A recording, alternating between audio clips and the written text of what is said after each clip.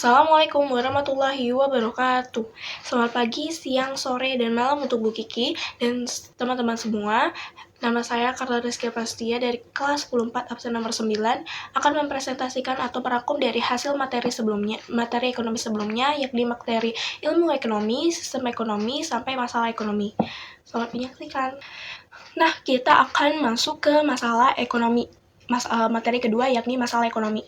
Masalah ekonomi terbagi menjadi dua, masalah ekonomi klasik, masalah ekonomi modern. Yang pertama kita akan bahas adalah masalah ekonomi klasik. Masalah ekonomi klasik yakni terbagi menjadi tiga, yakni produksi, distribusi, dan konsumsi. Produksi ini adalah kegiatan memproduksi barang dan jasa. Produksi barang dan jasa. Barang itu yang berwujud, jasa itu yang tidak berwujud. Selanjutnya, produksi juga melakukan kegiatan seperti menggunakan tenaga kerja yang efisien. Lalu bagaimana memproduksi barang dan jasa tersebut sehingga bisa memenuhi kebutuhan konsumen. Lalu yang kedua ada distribusi.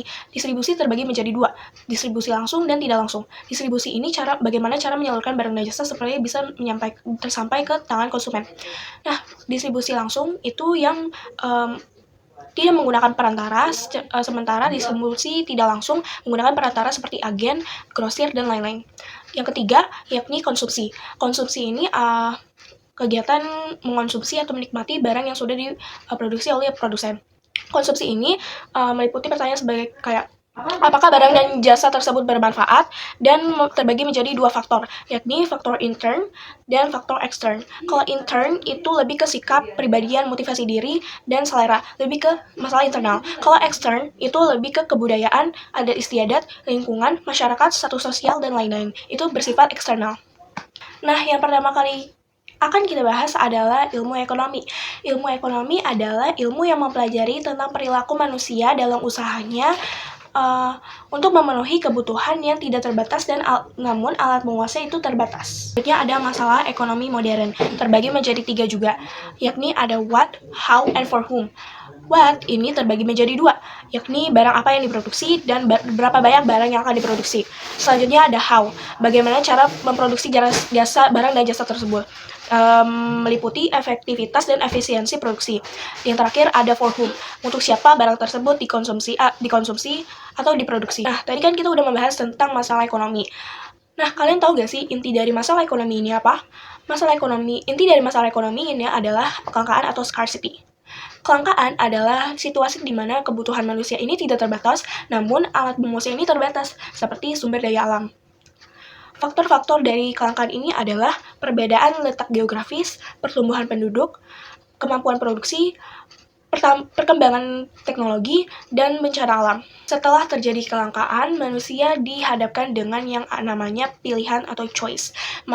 Manusia harus memilih kebutuhan mana yang mendesak dan atau harus yang diprioritaskan. Nah, setelah membuat pilihan, manusia harus dihadapkan dengan skala prioritas. Di tahap skala prioritas, manusia akan menghadapi yang namanya biaya peluang. Biaya peluang atau opportunity cost adalah biaya pengorbanan, biaya pengorbanan sama dengan biaya peluang atau biaya imbangan yang dikorbankan. Nah, selanjutnya kita akan beralih ke studi kasus dari biaya peluang atau opportunity cost. Nah, studi kasusnya adalah Melly ingin membeli sebuah sunscreen yang akan dipakai untuk study tour. Study tour dia mau ke Bali. Nah, kalau Bali ini identik dengan mataharinya yang panas dan cuaca yang panas, jadi dia butuh sunscreen yang tepat untuk dia pakai selama di sana. Nah, dua pilihannya adalah ini. Satu, sunscreen A, dia ini memiliki SPF 35. Dan yang sunscreen B memiliki SPF 50. Jadi kalau SPF ini dia menunjukkan seberapa tebal sunscreen-nya sehingga dia tuh kayak lebih efektif mana dalam menghadapi matahari yang panas. Nah, karena dia mau ke Bali dengan mataharinya yang panas banget di sana, dia harus memilih salah satu dari sunscreen ini yang tepat untuk dibawa ke Bali.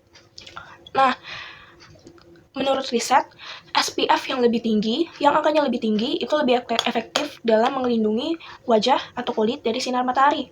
Nah, karena dari sini SPF yang lebih tinggi itu SPF 50 yang ini, jadi Melly memilih sunscreen yang ini daripada yang ini. Berarti biaya peluangnya adalah sunscreen yang ini, yang SPF-nya cuma 35, karena Meli memilih SPF yang 50.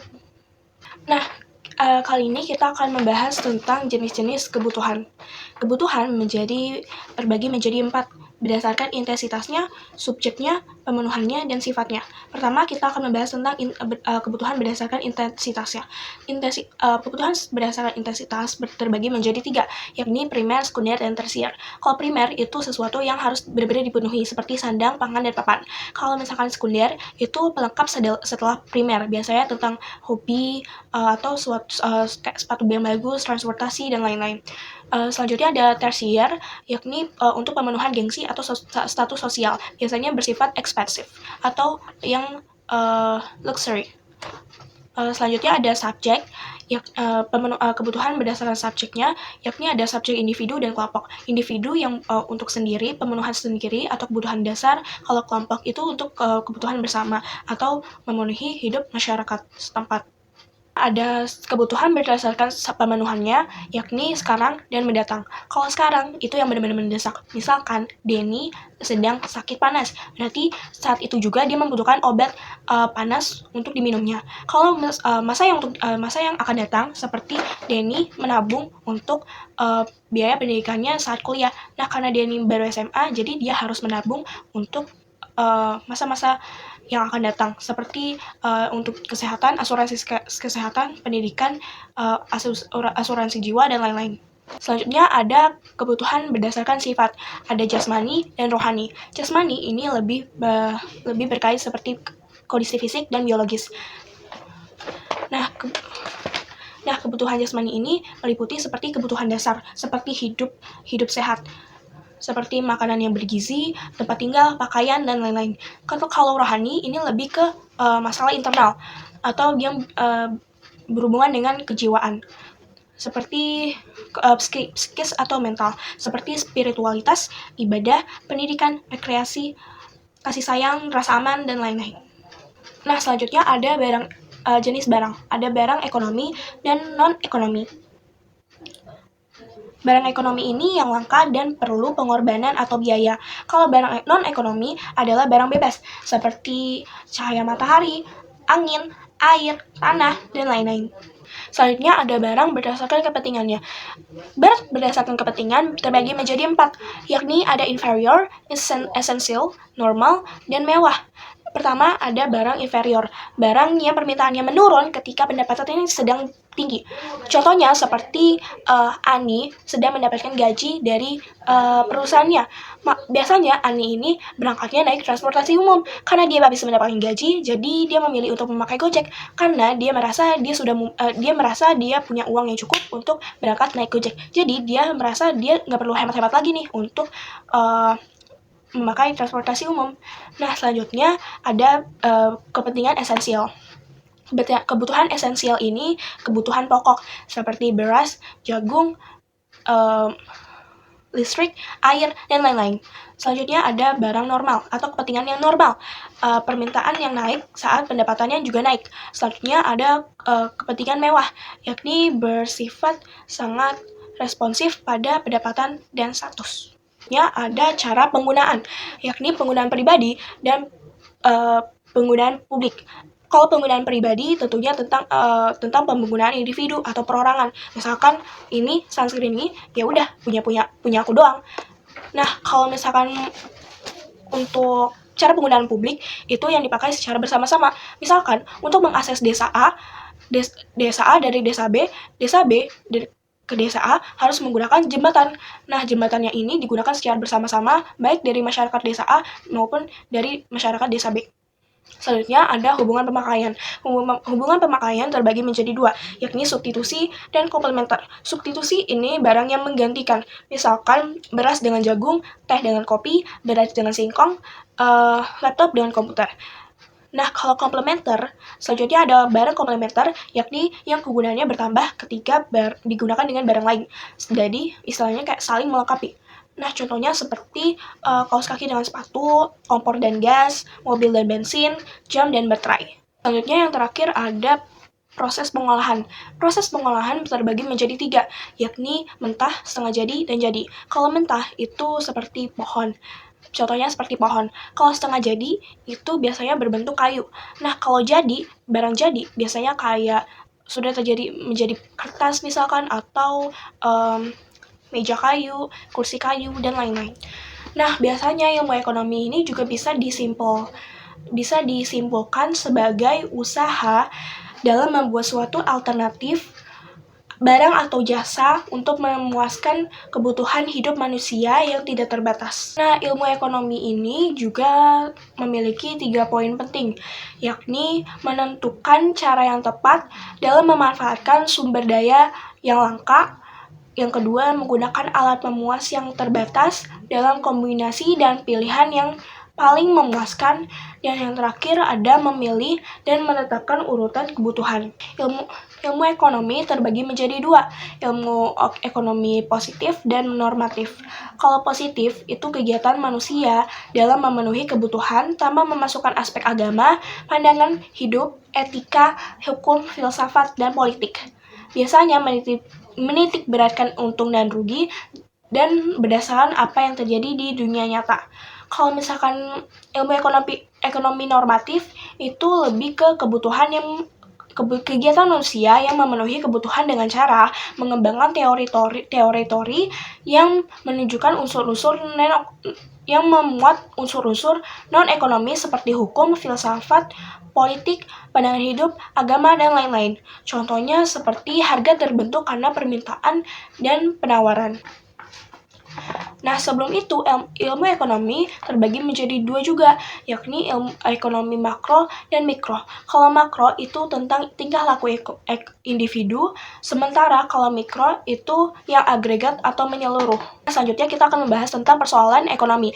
Persoalan ekonomi terbagi menjadi 3, yakni ilmu ekonomi deskriptif yang detail, dan teori, serta terapan. Kalau ilmu ekonomi deskriptif yang detail adalah menggambarkan kondisi kesebenarnya berdasarkan kondisi fakta yang ada di lingkungan atau di lapangan. Nah, kalau misalkan ilmu ekonomi teori ini menjelaskan atau cari pengertian hubungan sebab akibat dan cara sistem ekonomi ini bekerja. Selanjutnya ada ilmu ekonomi terapan, yakni memuat kebijakan dan pedoman yang tepat untuk menangani masalah ekonomi tertentu. Ada 3 kunci dari ilmu ekonomi, yakni ada prinsip, tindakan, dan motif. Kalau prinsip itu mencapai hasil yang maksimal. Kalau misalkan tindakan adalah upaya. Kalau misalkan motif itu hal-hal yang menyebabkan orang tersebut melakukan kegiatan ekonomi tersebut. Ilmu ekonomi lainnya ada ilmu ekonomi moneter, publik, SDM, industri, dan pembangunan. Nah, aku bakal jelasin kata kunci dari ilmu ekonomi tersebut. Kalau ilmu ekonomi moneter ini berhubungan dengan uang, perbankan, dan lembaga keuangan. Kalau misalkan publik, itu biasanya berkaitan dengan pajak, utang negara, anggaran, dan retribusi atau atau biasanya berkaitan dengan fungsi pemerintahan.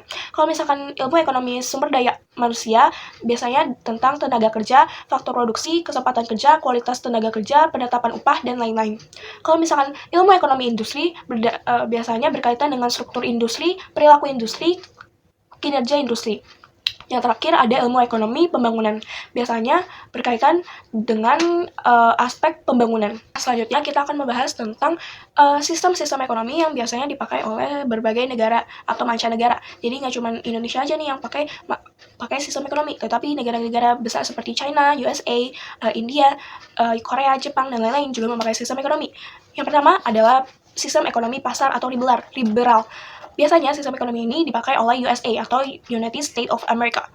Biasanya sistem ekonomi ini mencakup hak milik pribadi. Kedua, kebebasan usaha atau memilih. Dan ketiga, pasti terjadinya persaingan bebas. Nah, jadi peran pemerintah dalam sistem ekonomi ini itu sangat terbatas dan lebih mengutamakan kepentingan diri sendiri. Nah, biasanya sistem ekonomi ini nggak cuma ada di USA atau Amerika Serikat, tetapi Jerman, Inggris, dan Singapura juga memakai sistem ekonomi ini. Sistem ekonomi ini ditentukan oleh mekanisme pasar, yakni permintaan dan penawaran. Pemerintah sedikit mempunyai campur tangan dalam sistem ekonomi ini. Nah, kalau plusnya atau kelebihannya, ini ada inovasi tinggi, efisiensi, dan kebebasan individu. Kalau minusnya atau kekurangannya, yakni kesenjangan sosial, monopoli, dan eksploitasi. 2, ada sistem ekonomi tradisional. Sistem ekonomi tradisional ini lebih mementingkan pola hidup yang sederhana dan bergantung pada warisan nenek moyang. Sistem ekonomi tradisional terbentuk berdasarkan adat istiadat serta warisan turun dan menurun. Nah, kalau plusnya itu mereka lebih sederhana, sesuai budaya lokal dan ikatan sosialnya itu kuat. Kalau minusnya, mereka produktivitasnya rendah, sulit berkembang, minim teknologi. Akhirnya ada sistem ekonomi Pancasila, tentunya hanya dipakai untuk Indonesia untuk saat ini. Sistem ekonomi Pancasila adalah ciri khas Indonesia, karena menjadi sistem ekonomi jalan tengah. Sistem ekonomi ini berdasarkan nilai, seperti nilai Pancasila dan nilai UUD 1945. Sistem ekonomi ini mengutamakan gotong royong dan keadilan sosial serta kesejahteraan. Sistem ekonomi Pancasila yang berperan sebagai pengatur dan memberi ruang bagi sektor swasta juga. Jadi, gak cuma sektor pemerintahan, tetapi sektor swasta juga bisa ikut bergabung dalam sistem ekonomi ini. Kelebihannya adalah sesuai jati diri bangsa dan berorientasi pada keadilan sosial dan Pancasila serta Undang-Undang Dasar 1945. Tetapi kekurangannya adalah praktiknya sering terhambat oleh KKN dan birokrasi. Nah, selanjutnya ada sistem ekonomi komando atau terpusat. Nah, sistem ekonomi komando ini biasanya berkaitan dengan terpusat, sosialis, dan terencana. Pemerintah memegang kendali penuh atau berkuasa dalam sistem ekonomi ini. Individu tidak secara bebas berusaha dan lebih mengutamakan pengendalian inflasi yang lebih mudah. Nah, kalau plusnya, mereka itu lebih mementingkan pemerataan dalam suatu negara tersebut. Kalau minusnya, mereka tidak efisien, minim inovasi, dan otoriter. Biasanya yang menggunakan sistem ekonomi ini adalah seperti Korea Utara, Jerman Timur, Kuba, Vietnam, Uni Soviet, dan lain-lain. Ada sistem ekonomi Islam atau muamalah, yakni hubungan dengan manusia. Biasanya, sistem ekonomi ini dipakai oleh negara-negara yang bermayoritas negara Islam atau penduduknya Islam, seperti Malaysia, Arab Saudi, Indonesia, Bangladesh, Pakistan, Kuwait, Turki, Iran, dan lain-lain. Biasanya sistem ekonomi ini berdasarkan Al-Quran dan hadis dan melarang adanya riba, menganjurkan zakat, keadilan, dan kebersamaan. Dalam sistem ekonomi Islam, harta dipandang sebagai amanah, bukan kepemilikan yang mutlak. Dalam sistem ekonomi ini, kelebihannya adalah adil, menekankan keseimbangan dunia dan akhirat, serta kepedulian sosial. Kalau minusnya, penerapan penuh sulit di negara-negara non-Islam. Namun, jadi kalau misalkan negara non-Islam yang mau mengikuti sistem ekonomi ini, butuh pemahaman syariat Islam yang baik supaya tidak terjadi ketidaksalahpahaman. Selanjutnya yang terakhir ada sistem ekonomi campuran, yaitu campuran dari pasar dan komando. Nah, sistem ekonomi ini swasta diberi kebebasan berusaha, tetapi pemerintah tetap mengatur agar tidak terjadi kesenjangan sosial. Plusnya atau kelebihannya lebih seimbang, ada kontrol dan kebebasan. Kalau minusnya bisa terjadi ketidakpastian kebijakan, campur tangan pemerintah kadang terlalu besar. Sekian penjelasan materi ilmu ekonomi, masalah ekonomi, dan sistem ekonomi dari saya.